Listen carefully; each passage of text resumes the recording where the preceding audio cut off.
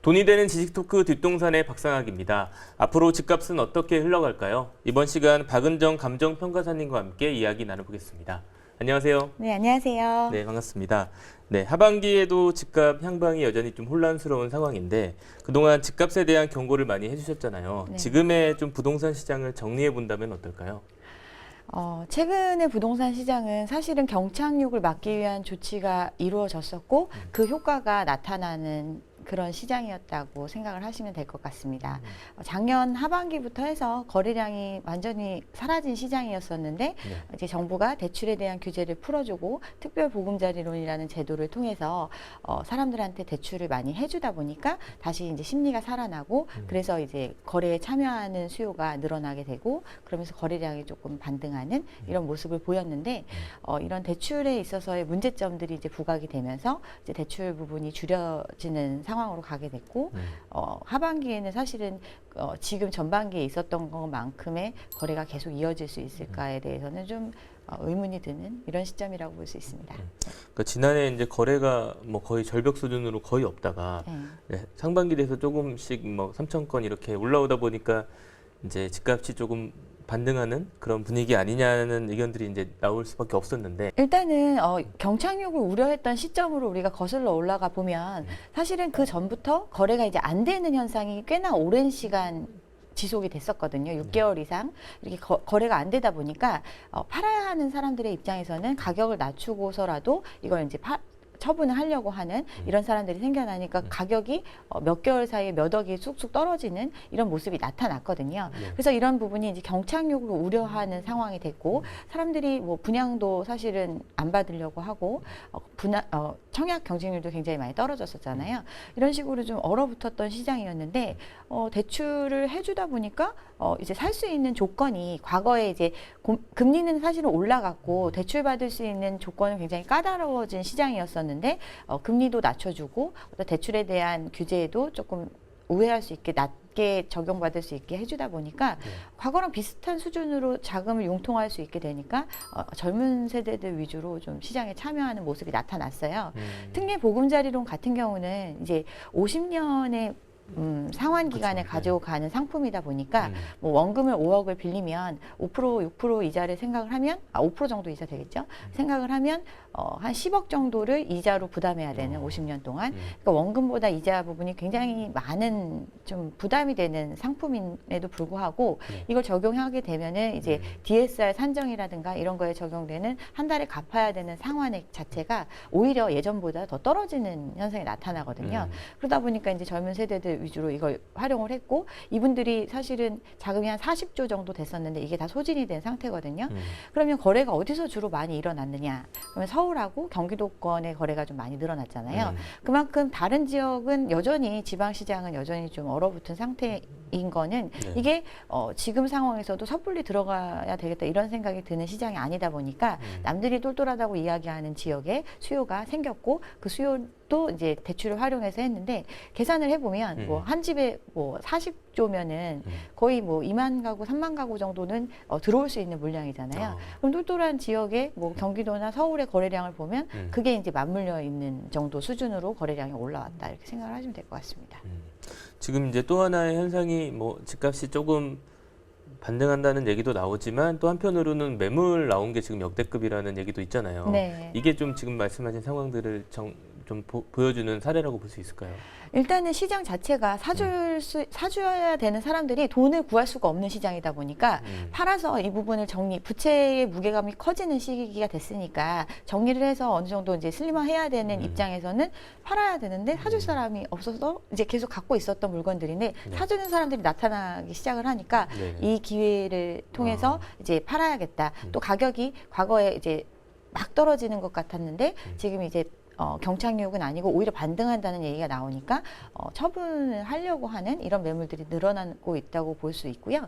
이게 근데 지금 올 초만 해도 서울의 아파트 매물량이 한 6만 건 이 정도 됐었는데 뭐 한 5, 6개월 사이에 7만 건까지 올라왔었는데 지금 이제 50년 무기지가 이제 은행에서도 이제 대출이 되고 뭐 이런 식으로 좀 더 활성화되다 보니까 이제 사람들의 거래가 조금 늘어나고 그러다 보니까 뭐 한 보름 사이에 한 5천 건 정도 더 매물이 쏟아졌다 뭐 이런 얘기도 나오고 있잖아요. 네. 그만큼 사실은 이미 물건을 갖고 있는 사람들 자체가 한 채 자기 실수요로만 갖고 있는 게 아니라 투자 목적으로 갖고 있었던 사람들이 많고 이분들은 어떤 이익 실현을 위한 기회라고 생각을 하고 이제 매물을 내놓는데 실제로 이제 가격이 반등한다고 하고 올라갔다고 하니까 매수자 입장에서는 그걸 이제 테이킹하기가 어려운 거죠. 그러다 보니까 이제 매물이 쌓이는 현상이 나타나고 있습니다. 일단 투자자 입장에서 보면 사실 레버리지를 굉장히 많이 활용을 했잖아요. 자기가 살고 있는 집 말고 보유하고 있는 집 같은 경우는 대부분 이제 전세를 통해서 이제 메꾸고 있는 상태인데 이 전세금도 결국은 제가 사금융이라고 말씀을 드렸잖아요. 결국은 남한테 이제 돌려줘야 되는 상황인데 역전세 문제가 많이 발생을 했어요. 이 얘기는 이 돈을 상환을 하려면 자산의 처분을 통해서 이 빚을 정리해야 되는 시점인데 그렇지 못하게 되는 상황이 만연했었고 그걸 이제 해결하기 위해서 또 대출을 해주는 형태로 지금 이 상황을 이연시켰잖아요. 그렇지만 결과적으로는 이 빚은 본인이 이제 정리를 해야 되는 거기 때문에 말씀하신 것처럼 어느 정도 이익이 있다거나 또는 이제 이 부분을 이제 정리할 수 있는 입장에 있는 사람들은 매물을 내놓을 수밖에 없는 거죠. 또 그런 상황 속에서도 또 이제 뭐 압구정이나 강남권에서는 또 툭하면 신고가가 또 나오는 여러 소식들이 좀 들리는데 이런 상황들은 좀 어떻게 좀 봐야 될까요? 그러니까 신고가 얘기는 워낙 많이 드렸는데 물론 거래될 수 있습니다. 이게 어떤 가격에 거래가 됐다 해서 그 가격으로 모든 물건들을 받쳐줄 수 있다라는 건 아닌데 그런 의미는 아닌데 일단 하나라도 그렇게 팔렸다고 하면 사람들이 이제 그 가격에 모든 게 팔릴 수 있을 거라는 기준이 어느 정도 또 형성이 되니까 그런 기대를 갖고 있지만 실제로 그렇게 사줄 수 있는 수요가 굉장히 한정적이기 때문에 너무 그런 거에 동요하지 않으셔도 될 것 같습니다. 지금 이제 계속되는 가계부채 경고 속에서도 주담대가 이제 아까도 말씀하셨지만 좀 늘고 있는 상황인데 이런 상황이 좀 계속 되는 것도 좀 문제잖아요. 일단은 지금 이제 가계부채 문제가 심각하다는 얘기를 올해 한 게 아니에요. 그렇죠. 21년도부터 해서 계속 한은에서도 계속 발표를 했었고 지금 이제 부채 디레버리징이 필요한 시기다라는 얘기도 많이 나왔었는데 억지로 이게 할 수 있는 상황이 아니다 보니까 그냥 이제 부채가 늘어나는 형태로 유지가 됐었는데 금리가 올라가는 시장 환경이 됐잖아요. 그러니까 금리가 올라간다는 건 이 금리에 대한 부담을 느낀다는 거고 이걸 상환할 능력이 되는 사람들은 그 부채를 축소하는 형태로 그게 이제 디레버리징이 일어나는 건데 이게 금리가 올라가는 시기에 일부 발생을 했어요. 오히려 사람들이 갖고 있는 빚을 이제 줄이려고 하는 또는 그래서 이제 처분을 하는 뭐 이런 형태로 이루어졌었는데 지금 다시 대출을 이제 권장하는 시기가 되다 보니까 이제 사람들이 대출을 많이 받게 된 거죠. 근데 그 받는 형태가 이걸 내가 끝까지 감당할 수 있다 이런 생각으로 받는다기보다는 일단 빌려서 내가 썼을 때 부담감은 과거와 비슷한 수준 내지는 조금만 더 부담하면 된다 이런 마음으로 빌리고 이제 곧 금리가 내려갈 것이다라는 기대를 가지고 한 2, 3년만 버티면 되지 않을까 이런 생각으로 이렇게 이제 부채를 늘리다 보니까 빚이 많이 늘어났어요. 근데 또 이거 말고도 이거는 사실은 근데 상징적인 거고 어떻게 보면 시장의 마중물이 된 형태인데 이게 모든 시장을 다 견인했다고 볼 수는 없고 이미 이제 분양했던 아파트들이나 또 이제 새로 입주하는 물건들도 많고 이런 부분들이 있잖아요. 이 물건들을 분양받았다는 건 앞으로 미래에 계속해서 대출을 받을 수밖에 없는 거예요. 계속 대출이 늘어날 수밖에 없는 구조거든요. 그러다 보니까 이제 고비가 풀린 것처럼 이제 부채가 많이 상승을 했고 사실 최근 들어서는 이제 굉장히 큰 폭으로 증가를 했잖아요. 근데 그 한은에서 발표한 걸 보면 이렇게 늘어난 대출의 이제 상품을 보면 그 50년 만기 대출이 많이 늘어났다. 그 비중이 높다라는 얘기가 있고 이런 걸 보면 이제 사람들이 당장의 빚 감당에 대해서 생각하지 않고 이제 집값이 지금이 바닥이고 다시 올라갈 거라는 기대감이 있으니까 조금만 이걸 내가 하면 될 수 있을 거다 이런 마음에 많이들 빚을 내시는 것 같습니다. 근데 문제는 이 빚이 원래부터 지금 감당할 수 있는 수준이 아니었거든요.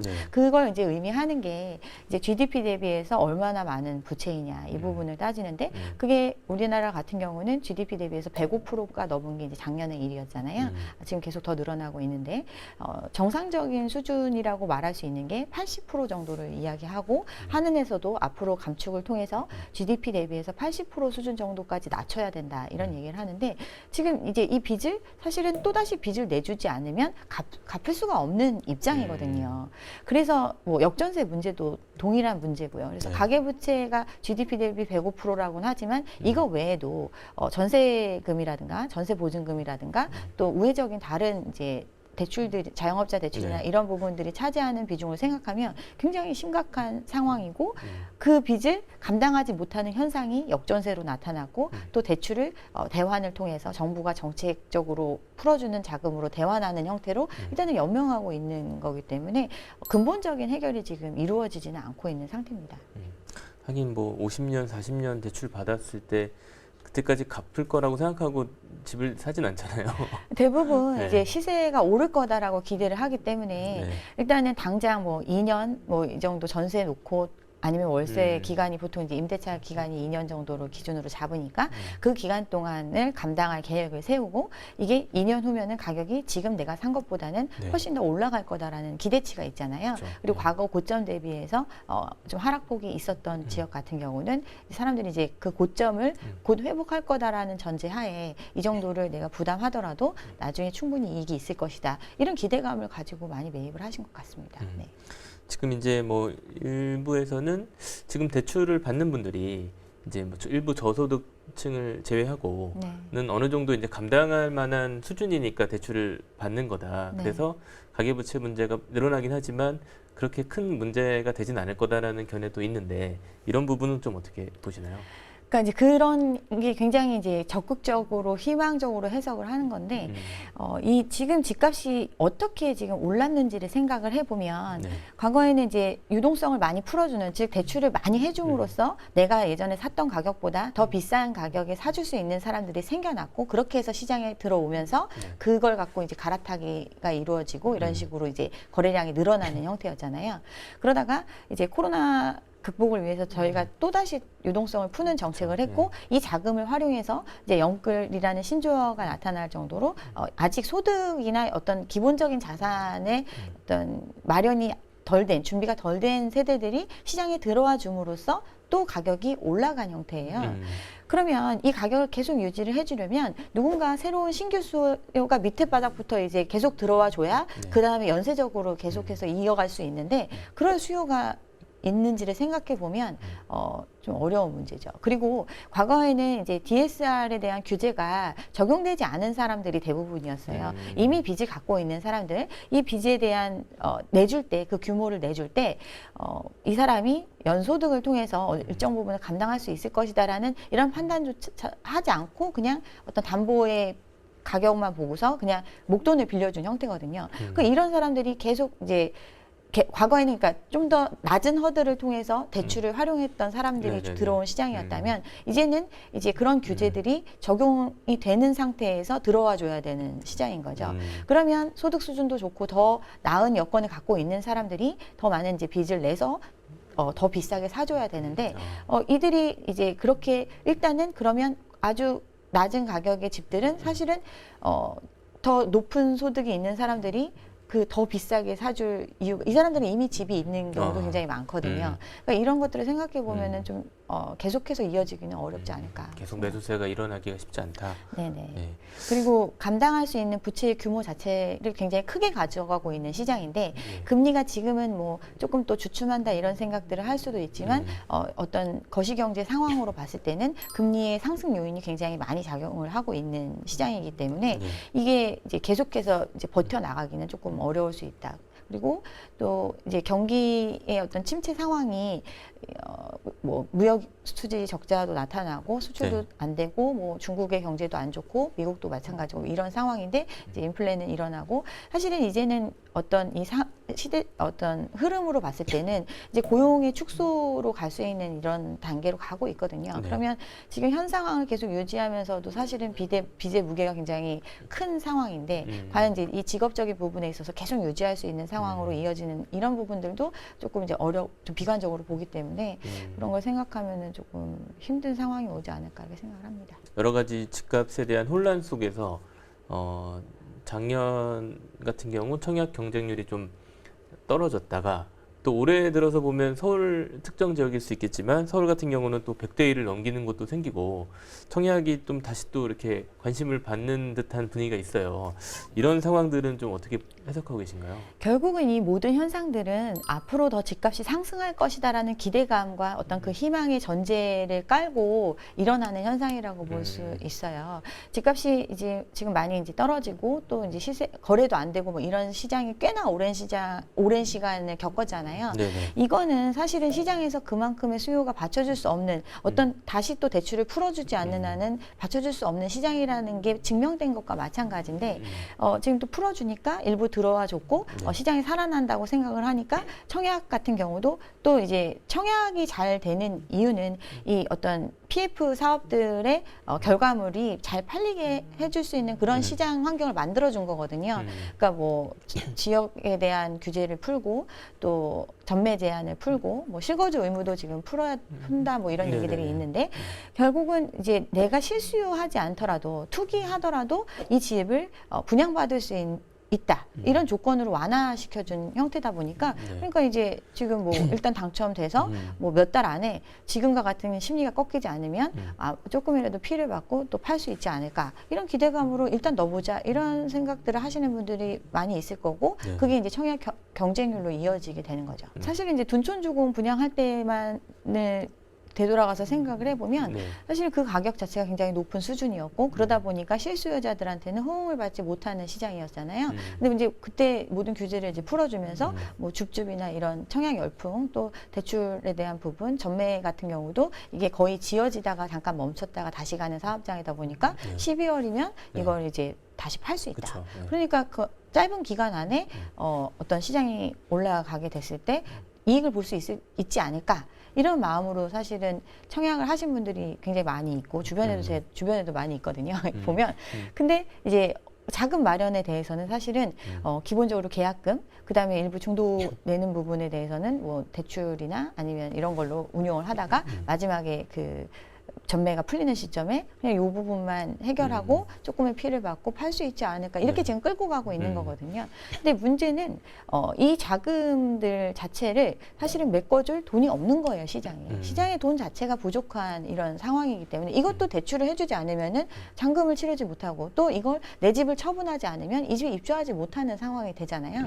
이런 시기가 이제 계속 도래하고 있다. 분양한 물건들이 계속 입주하고 있으니까 이게 이제 체감을 하게 될 것 같습니다. 지금의 사회는 어떻게 보면 이런 과열기에는 결국은 이익을 본 사람들이 분명히 존재를 합니다. 그 이익을 본 사람들은 그렇지만 이제 소수이고 사실은 그 이익을 본 사람들이 어떤 벌려놓은 또 다른 많은 사업들 때문에 어떻게 보면 지금의 어떤 우리의 문제가 있는 건데 이런 문제들을 사실 이제 사회가 전체적으로 부담하게 하기 위해서 어떻게 보면 또 어떤 대출을 해주는 형태, 가게에게 기업의 물건을 사줘야 기업이 살아나니까 이렇게 지금 풀어가고 있는 형태라고 생각을 합니다. 지금 이제 뭐 아까 역전세 문제 잠깐 얘기하셨었는데 이제 역전세 우려가 상당히 이제 컸다가 뭐 다시 좀 해소가 되고 있다는 얘기도 좀 들리다 보니까 뭐 지금 집주인이나 세입자나 좀 혼란스러운 부분도 있을 것 같아요. 역전세 문제는 좀 어떻게 앞으로 전망하고 계신가요? 역전세 현상이 벌어졌어요. 일단은 기본적으로 역전세 현상이 벌어진 거는 이제 전세 자금에 대한 대출에 대한 부담도 커지고 수요자 입장에서는 그리고 또 전세 물량 자체도 굉장히 많이 늘어났잖아요. 그 기존의 임대차 3법으로 막혀 있었던 물량도 쏟아지고 또 새로 분양한 물건들에 대해서 잔금 입주 시기가 도래하면서 전세 물량이 많이 나오고 공급적인 측면이 많이 늘어났는데 수요는 줄어들게 되니까 전세가가 떨어지는 현상이 나타났는데 이 전세가를 기존의 전세금을 다 돌려주지 못하는 상태가 바로 역전세고 그 역전세 문제가 불거졌잖아요. 그래서 해결한 게 갚을 돈이 없으면 빌려줄 테니까 일단 갚아줘라라는 게 전세 자금에 대한 대출인 거잖아요. 그렇죠. 역전세 문제의 해결 방안이었고 이 부분은 소득을 고려하지 않고 DSR을 적용하지 않은 채 빌려줄 테니까 이 상황을 넘겨라 이렇게 한 거예요. 그러면 조금 더 어떻게 보면 아예 지금 방법이 없던 사람들이 방법이 생겨나고 이런 상황이 되고 또 금리 자체도 정책적으로 조금 풀어주는 부분이 있고 이러다 보니까 과거에 떨어졌던 폭보다는 조금 올라가는 형태로 계약이 네. 체결될 수도 있고 네. 이루어질 수는 있어요. 그렇지만 완화됐을 뿐이지 이 문제가 해결된 게 아니거든요. 그러니까 예전에는 제가 어떤 분하고 이렇게 상담을 했는데 집을 이제 5채를 가지고 계신 거예요. 그 5채 중에 자기가 한 집은 살고 있고 나머지는 다 전세를 주고 있는데 전세가 안 나가고 다 역전세 상황이 벌어진 거예요. 그런데 이제 시장 상황이 이렇게 이제 좀 풀어주는 조치를 하다 보니까 2개는 이제 전세 세입자가 들어와 줬고 그 나머지는 처분을 해가지고 그 나머지 좀 차액 부분은 메꿔주는 형태로 정리를 해서 이제 좀 어느 정도 더 버텨서 네. 갈 수 있다 이렇게 이야기를 하시는 분도 있고 하더라고요. 그러니까 문제가 완전히 해결된 상황이 아니고 네. 결국은 내가 돈이 있어서 이 돈을 충분히 감당해서 빌려 다시 갚아낼 수 있으면 이 문제가 해결이 되는 건데 그렇지 못한 상황이기 때문에 해결된 게 아니라 일부 이제 시간이 좀 이제 뒤로 미뤄졌다 이렇게 생각을 하시면 될 것 같습니다. 결국은 역전세 문제가 해소가 되려면 집값과 전세값이 좀 변화가 같이 좀 있어야 될까요? 해결이 되려면 돈이 있으면 됩니다. 그 돈이 있으려면 네. 이 사람들이 어떤 이제 그만큼 생각하는 가격에 팔아서 돈을 마련할 수 있으면 되는데 그게 안 팔리는 시장이거든요. 네. 그러니까 해결책이 사실은 그러면 소득이 그 기간에 많이 늘어가지고 이걸 뭐 내가 집을 처분하지 않아도 자산을 처분하지 않아도 해결해 줄 수 있다 이런 사람들이 많아지면 이 문제가 해결이 되겠죠. 근데 그런 상황이 아니기 때문에 이 문제는 해결된 게 아니라 그냥 이연된 거라고 보시면 됩니다. 지금 정부가 이제 뭐 그동안 경착륙 막기 위한 대책을 많이 내놨었고 또 약간 이제 뭐 그 위험한 상황이 발생할 때마다 좀 임기응변으로 이제 또 대책을 내놓다 보니까 부작용도 많이 생기고 있는 상황인데 앞으로 좀 더 필요한 그런 정책 요소라면 어떤 것들이 있을까요?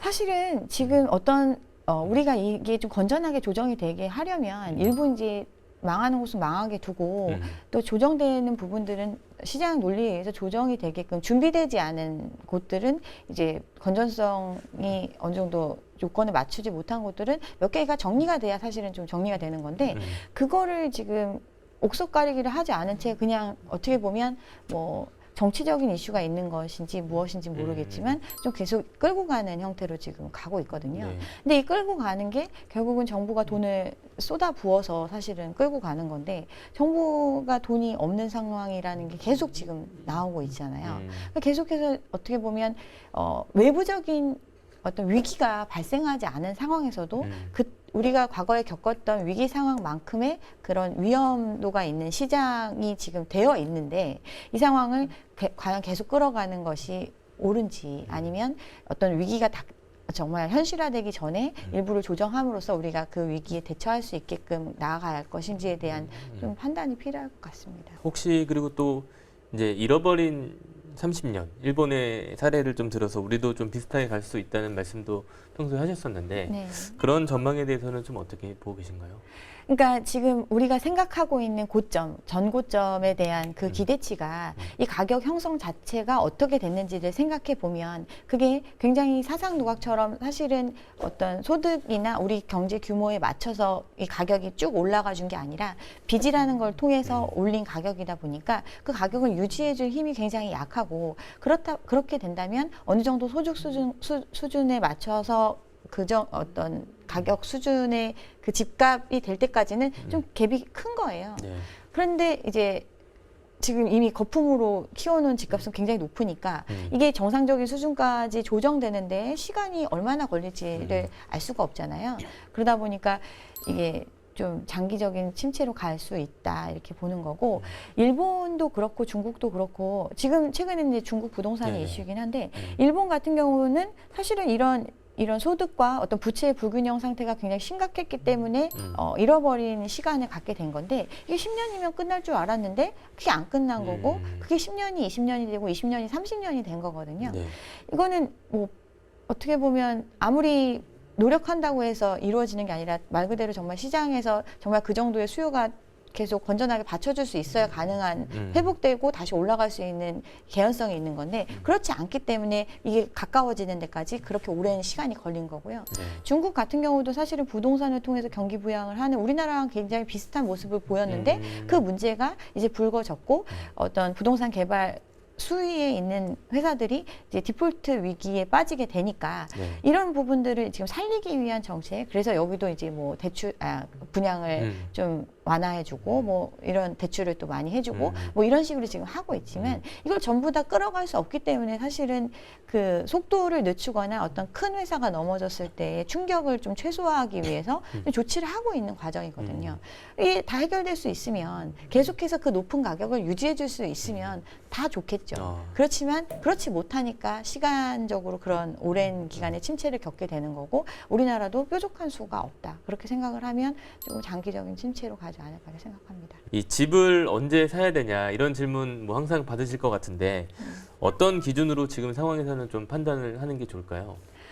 일단은 집을 살 수 있는 여건이 되시는 경우에 이제 집을 사는 건데 이 여건이 돼서 집을 사더라도 굉장히 비싼 물건이다 보니까 네. 본인이 모아놨던 돈 플러스 또 이제 20-30년 길게는 이제 50년의 시간 동안 벌어들이는 소득을 쏟아 부어야 이 집을 살 수 있는 그런 정도의 가격이기 때문에 싸게 사는 게 중요하겠죠. 그러면 가격이 어느 정도 조정이 되고 난 후에 사는 게 맞다고 생각을 하고 네. 그 가격이 조정되는 과정에는 사실은 사람들의 심리도 굉장히 많이 작용을 하기 때문에 지금처럼 어떻게 보면 거시경제의 위기가 있다라고 인식하고 있는 상황에서조차 지금 이 바닥이고 또 살려고 하는 사람들이 생겨난 시장이기 때문에 거품이 아직은 완전히 조정되지 않았거든요.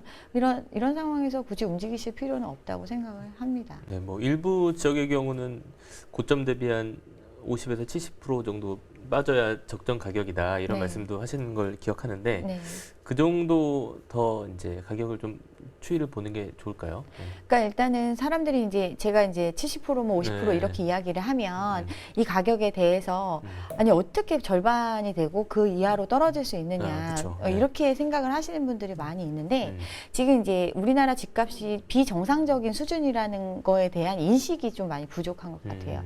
우리가 이제 과거에 이제 폭등장을 겪었고 꽤나 장기간 이 상승장을 겪다 보니까 이 기간 동안에 올라간 정도가 어느 정도인지가 가늠이 안 되는 그쵸. 거예요. 네. 그래서 뭐 서울의 아파트 평균 가격이 한 5억 정도 뭐 이 정도 됐었는데 지금 10억이 된 상황이거든요. 두 배가 두배 오른 올랐네요. 거잖아요. 네. 근데 우리가 일반적인 소득으로는 사실은 10억의 집을 마련한다는 게 거의 불가능하거든요. 평생 일을 하더라도. 그만큼 이제 가격이 높은 상황인데 네. 이거를 어떤 수치적으로 보여주는 게 뭐냐 하면 그 소득 대비해서 가계 평균 가격을 보면 우리나라 같은 경우는 지금 고점 대가 한 30배 정도 됐어요. 근데 지금 26배 정도로 되어 있거든요. 지금? 네, 지금. 근데 2013년도가 11배였어요.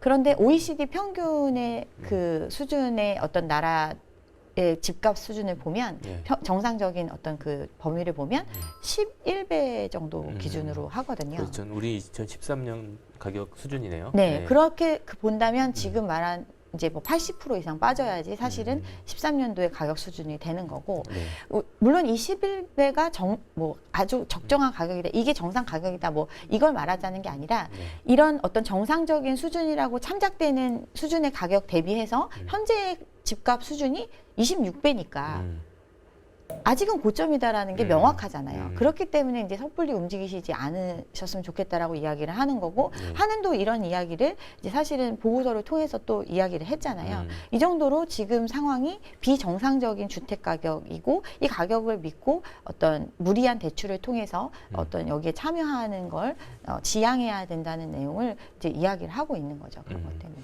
지금 뭐 매수자와 매도자 머릿속에서 어떤 생각하고 있을까요?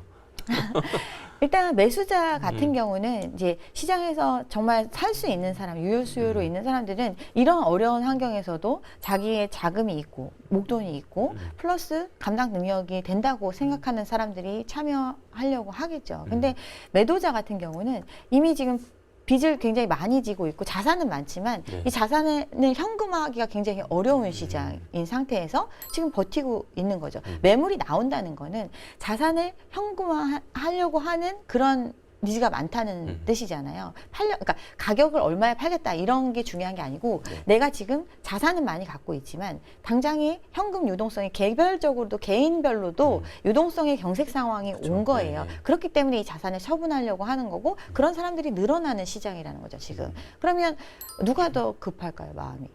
그러니까 이런 걸 생각해 보면 사실은 조금 더 관망해도 되지 않을까 이렇게 생각을 합니다. 지금 뭐 금리도 여전히 좀 높은 상황이라 사실은 대출 받기도 좀 부담스럽잖아요. 근데 그래서 금리 변화를 좀 어떻게 보고 좀 판단을 하는 게 좋을까요? 네. 일단 금리가 과거에 이제 많이들 빌렸던 게 뭐 3%대, 4%대 이런 식으로 대출을 받았다면 지금의 대출은 6, 7%대 이 정도는 가야지 되는 2배 가까이 오른 상태잖아요. 근데 이 2배는 기준금리가 다른 나라의 기준금리만큼 올린 것도 아니고 이제 3.5인가요, 저희가? 이 정도 수준에서 어떤 시장에서 결정된 금리 수준으로 봤을 때 6% 정도, 이 정도로 지금 가고 있는 거거든요. 그럼 앞으로 이제 어떻게 될 것인가, 이 금리가. 금리라는 거는 결국 돈을 사용하는 대가라고 볼 수 있어요. 돈의 가치라고 볼 수 있거든요. 내가 남의 돈을 쓰려면 이만큼의 돈을 부담을 해야지 쓸 수 있다라는 개념이고, 금리가 그러면 시장에 돈이 많을 때는 그 값을 조금만 내도 쉽게 빌렸을 수 있지만 시장에서 돈이 줄어드는 상황에서는 그 값이 올라갈 수밖에 없는 거예요. 그쵸, 근데 전 세계적으로 우리는 돈을 풀고 있지만 다른 나라들은 돈을 회수하는 조치를 하고 있잖아요. 그 얘기는 전체적인 시장에서 돈이 사라지고 있는, 축소되고 있는 시기거든요. 그러면 우리나라의 신용이 엄청나게 좋고 우리나라에 투자하는 것이 굉장한 메리트 있다라면 싸게 빌려줄 수 있어요, 돈을. 뭐 예를 들어서 우리나라 환율이 굉장히 좋아서 우리나라에 투자를 했다가 이 돈을 나중에 회수할 때는 환차익을 볼 수 있으니까 금리가 요 정도 낮아도 충분한 이익이 있어. 뭐 이런 판단이 되면 글로벌 자금도 들어와 주겠죠. 그런데 환율이 굉장히 불안정한 상황이고, 이 얘기는 우리나라가 엄청난 매력이 있는 상태는 아니라는 거죠. 여기에 또 우리나라의 신용도를 결정하는 게 또 부채 문제에 대해서 계속 지적을 받고 있잖아요. 가계부채 문제가 너무나 심각하고 디레버리징이 필요하다, 너네 나라는. 이렇게 외국에서 보고서에서도 판단하고 있고, 이 얘기는 우리나라의 신용도가 언제든 이런 부분에 있어서 건전성이 침해될 수 있는 부분, 개연성이 있다라는 거거든요. 그러면 시장의 금리는 지금 수준에 동결한다고 해도 무조건 뭐 다시 내려가고 이럴 수 있는 상황은 아니거든요. 그리고 지금 이제 또 하느니 기준금리를 또 올리려고 지금 이야기를 하고 있고, 어떤 금리의 전체적인 시장의 금리가 이제 올라가는 현상이 이제 피벗이 와서 다시 금리를 내리는 상황으로 가는 데까지는 굉장히 내년 하반기를 보잖아요. 그리고 그때까지 더 올릴 개연성도 있고, 여기서 동결을 하더라도 꽤나 오랜 기간 현상 유지하고 인플레가 2% 수준 목표치까지 내려오면 그때 이제 생각해 보겠다, 이렇게 가고 있다 보니까 이게 굉장히 당장 올해 하반기에 해결이 되고 아니면 내년 상반기에 해결되고 이렇게 볼 수 있는 문제는 아닌 거죠.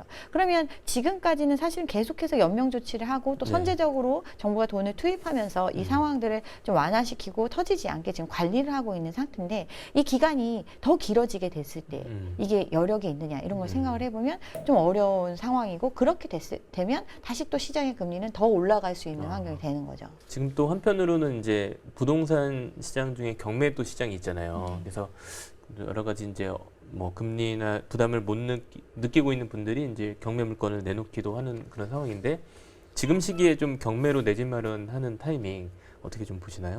그러니까 경매로 물건이 나온다는 거는 강제적인 형태로 매매의 대상으로 올라오는 거잖아요. 그 얘기는 이 물건을 갖고 있는 사람이 어떤 돈을 갚지 못해서 내지는 어떤 그런 저당권에 의해서 보통 많이 넘어오니까. 근데 시장에서 만약에 해결될 수 있었으면 경매로까지 넘어오지 않겠죠. 그렇지만 경매로 넘어온다는 거는 시장에서 해결을 하더라도 그 나머지 돈을 다 갚을 수 없기 때문에 거의 포기한 수준의 물건인 거거든요. 이제 그런 물건들이 늘어나고 있는 시장, 즉 감당하지 못하는 사람들이 늘어나고 있다. 근데 이 물건들을 지금 어떻게 보면 이제 내가 낙찰받는 게 좋으냐, 이런 문제는 지금 이 가격에서 어느 정도 가격에 내가 이걸 낙찰받을 수 있느냐랑 연관이 되는데, 그 낙찰받는 가격이 어느 정도 합리적인 수준으로 떨어지려면 이 시장에 참여하는 사람들도 어떻게 보면 기대치가 높은 사람들이 많이 참여하는 상황에서는 큰 이익을 보기는 어렵겠죠. 근데 아직은 좀 때가 아닌 거죠. 그래서 지금 이제 뭐 부동산이라는 게 또 주택 말고도 상가, 토지 여러 유형들이 있잖아요. 지금 주택 말고 이런 부동산의 좀 상황들은 어떤가요? 사실은 유동성이 너무나 풍부했던 시기였기 때문에, 즉 대출이 너무나 쉬웠던 시기였기 때문에 부동산의 전반적인 상품들이 다 잘 팔렸어요. 그러니까 뭐 지식산업센터, 뭐 그쵸. 생활형 숙박시설, 오피스텔, 뭐 아파트 대형 상품인 대체 상품인 뭐 오피스텔 2룸형, 뭐 3룸 뭐 이런 것들이 굉장히 많이 팔리는 시장이었거든요. 근데 여기도 사실은 거의 대부분 이제 대출을 해줬으니까 이렇게 팔렸고 이런 사업들이 잘 된다고 하니까 계속해서 경쟁적으로 이제 그렇죠. 네. 뭐 하이엔드를 이야기하면서 굉장히 비싼 값에 분양을 했었거든요. 그래서 계속 올라왔는데 그것도 한계에 온 거예요. 그러니까 대출 부분도 자유롭지 못하고 또 어떻게 보면 아파트보다는 더 위험한 상품으로 분류되는 것들이기 때문에 더 일찍 돈줄이 막힌 거죠, 이쪽은. 그러다 보니까 분양이 잘 안 되고 이미 분양받은 사람들도 해지하려고 소송하고 뭐 이런 부분들이 계속 이제 벌어지고 있고 네. 그러면서 이제 마이너스 P도 굉장히 많이 형성된 상태고 상가 같은 경우도 이제 구분 상가들이나 뭐 이런 것들 나중에 임대 수익 목적으로 분양받으신 분들도 많이 있고 한데 실질적으로 상가 개발 상권 자체가 이제 온라인 시장이 또 활성화되고 이러다 보니까 오프라인이 그렇게 또 잘 되지가 않는 거잖아요. 결국은 여기에 누군가 와서 장사를 해서 남는 게 있어야 들어와 주거든요. 장사. 그리고 그렇게 들어오는 업체들이 많이 있어야 어떤 상권이 형성되고 뭐 이런 건데 그렇지 못하다 보니까 비어 있는 형태가 많고 이거는 사실은 부동산은 실물이기 때문에 이렇게 비어 있는다고 해서도 계속 돈이 들어가는 상품이거든요. 관리비 기본적인 관리비라든가 뭐 유지하는데 세금도 그렇고 계속 있으니까 이건 이제 견디지 못해서 사실은 상가 물건이나 오피스텔도 굉장히 경매로 많이 넘어오고 있는 지금 이런 시장이라고 볼 수 있습니다. 지금 이제 집값이라는 게 뭐 단순히 보이는 것뿐만 아니라 경제 상황과 맞물려 있기 때문에 네. 이제 그런 것들이 다 조건이 맞아야지 집값 이제 진정한 반등이 좀 일어날 수 있을 것 같은데 그런 면에서는 좀 어떤 상황들이 변해야 집값이 좀 다시 좀 회복이 될 수 있을지. 네. 그러니까 집값의 회복이 어디로 회복이 되는지를 기준이, 생각을 네. 해봐야 되는데 기준이 지금 사람들은 과거에 경험했던 전 고점이 어떻게 보면 집값을 이 정상적인 가격 수준이라고 생각을 하고 거기까지 올라가길 기대하는 건데 그렇죠. 네. 이거 자체가 정상적이지 않은 가격이었거든요. 그러면 이게 이제 정상적인 가격 수준으로 가는 현상이 이제 벌어지는 시점에 온 거고 이제 그런 현상이 계속 이루어져야 되는데 그렇게 됐다가는 이미 지금 벌려놓은 사업들은 사실은 이 허황된 가격에 기초해서 분양이 이든 뭐 어떤 사업성을 계획했던 상품들이거든요. 네. 근데 그런 것들에 지금 많은 금융기관들이 돈을 빌려준 상태고 그들이 건설사들도 거기에 보증을 서져 있는 상태고 여러 그 기업들이 엮여 있는 거예요. 이런 부분들에. 그래서 이런 부분들이 그럼 다 유지할 수 있느냐. 사실은 이게 좀 어렵거든요. 그러니까 지금 사실은 PF 문제가 굉장히 심각했기 때문에 이런 조치들을 다 했었고 이 부분에 있어서 또 이제 체안펀드 이런 거 투입하면서 어쨌든 상황을 연장을 시켰고 펀드 조성해가지고 지금 구제해 주려고 하는데 여기에 해당되는 PF 사업이 5%밖에 안 돼요. 전체 사업에. 나머지 사업들은 사실은 이미 손실을 확정 지어야 되는 사업들이거든요. 근데 여기도 지금 똑같아요. 시장이 좋아질 거라고 기대를 하고 이 상황이 6개월 후면은 달라질 거다. 또는 1년 후면은 달라질 거다. 이렇게 생각을 하고 있기 때문에 그냥 지금 연장을 하고 있는데 이게 좀 한계에 부딪히면 사실은 좀 더 큰 폭의 조정이 이루어지지 않을까 이렇게 생각을 합니다.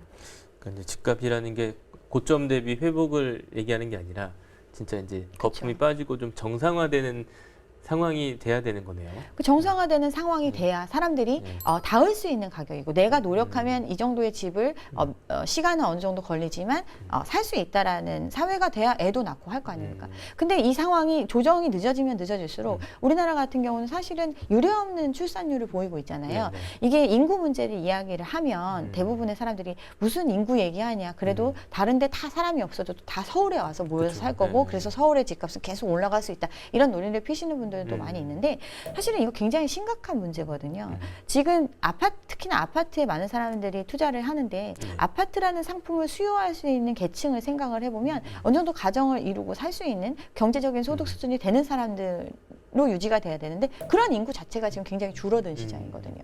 그런데 지금 집은 공급이 부족하다고 해서 굉장히 많이 지어놓은 상태예요.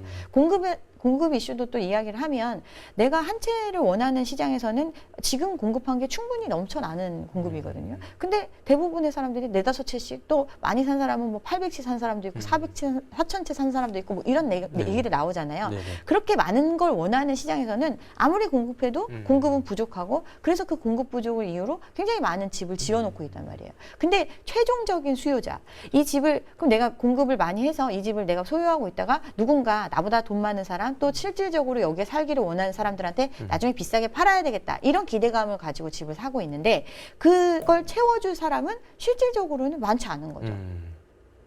그러니까 이제 되게 심각한 문제거든요. 그러니까 누군가 새로운 인구가 계속 생성이 되고 또 돈도 잘 벌고 뭐 이런 사람들이 많아져야 중산층도 많아지고 해야 이게 채워질 건데 순환이 되고 할 건데 지금 이런 현상이 오히려 그걸 저해하고 있고 그런 상황이 그럼 더 나중에 어떤 침체에서 다시 반등으로 갈 때 어떤 수요를 이끌어내줄 수 있는 상황이 아니다 보니까 더 심각하게 보는 거죠. 그래서 인구 문제도 지금은 이제 이걸 되게 가볍게 여겨야 되는 문제는 아니라고 생각합니다. 네, 알겠습니다. 마지막으로 뭐 많이 말씀해 주셨는데 지금 시점에서 좀 무주택자들을 위한 좋은 한 말씀 해주시면 좋을 것 같습니다. 어느 정도 이제 무주택자로 계신 분들은 나름의 판단들을 많이 하고 계시는 거라고 저는 생각을 해요. 그래서 지금 어떻게 보면 섣불리 움직이지 않은 것도 집값이 수억씩 떨어졌다고 해도 빠르게 움직이지 않았던 이유가 이렇게 떨어졌다 한들 아직도 이게 정상적인 가격이라고 판단하지 않으신 분들이 무주택으로 그냥 계시는 거거든요. 그러니까 이런 것들이 그 판단이 결코 잘못된 판단이 아니니까 지금 어떤 사람들이 또 뛰어드는 사람들이 있다 막 이렇게 급하게 사람들의 불안감이나 이런 걸 자극하는 내용들이 나온다고 해서 굳이 흔들리지 않으셨으면 좋겠습니다. 본인이 느끼고 있는 이 상황이 사실이기 때문에 자기를 좀 믿으셨으면 좋겠습니다. 네, 알겠습니다. 오늘 여기까지 듣겠습니다. 네. 감사합니다. 네, 감사합니다.